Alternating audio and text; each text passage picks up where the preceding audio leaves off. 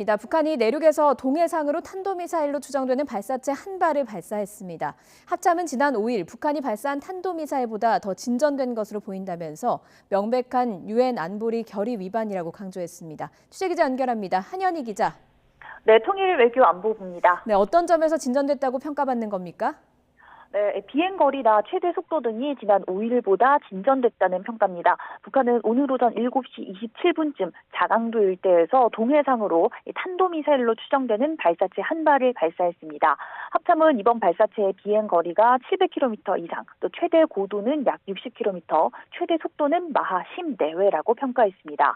앞서 우리 군은 북한이 엿새 전인 지난 5일 발사한 탄도미사일에 대해서 비행거리가 700km에 미치지 못하고 또 비행 최대 속도는 마하 6이지만 꾸준히 유지하지는 못한 만큼 북한의 극초음속 미사일 주장은 과장된 것이다, 이런 평가를 했었는데요. 북한이 엿새 만에 극초음속 미사일의 범주에 드는 미사일을 쏘아 올리면서 우리 군 당국의 발표를 직접 재반박한 모양새가 됐습니다.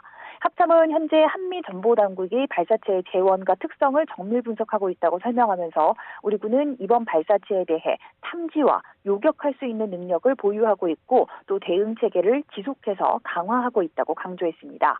이와 함께 별도의 입장도 냈는데요. 북한의 연이은 탄도미사일 발사는 유엔 안보리 결의를 명백히 위반한 것이고 한반도는 물론 국제평화와 안전에 중대한 위협이라며 즉각 중단할 것을 촉구했습니다. 앞서 NSC, 그러니까 국가안전보장회의도 긴급회의를 열고 북한의 발사에 강한 유감을 표명했는데 지난 5일 유감이라는 표현 없이 우려한다는 입장만 내놓았던 것에 비하면 수위가 높아졌다는 평가입니다. 네, 북한이 연초부터 잇따라 미사일 발사에 나서고 있는데요. 의도는 뭘까요? 네, 오늘 발사는 지난주 발사에 대한 유엔 안전보장이사회 비공개 회의가 진행되고 있는 가운데 또다시 미사일을 발사했다는 점에서 더 주목됐습니다.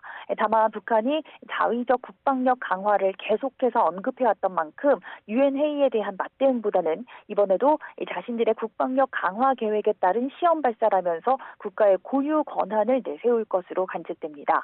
이런 가운데 북한 매체가 우리 군의 대비 태세를 강하게 비난하고 나선 점도 눈에 띕니다.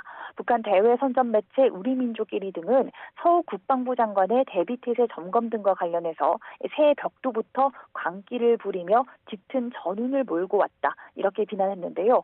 앞으로 미사일 시험 발사의 책임을 우리 측에 돌리고 도발이 아닌 방위력 강화 차원의 무기 개발의 정당성을 강조하겠다는 포석이 깔린 것으로 전망됩니다. 지금까지 통일 외교 안보부에서 전해드렸습니다.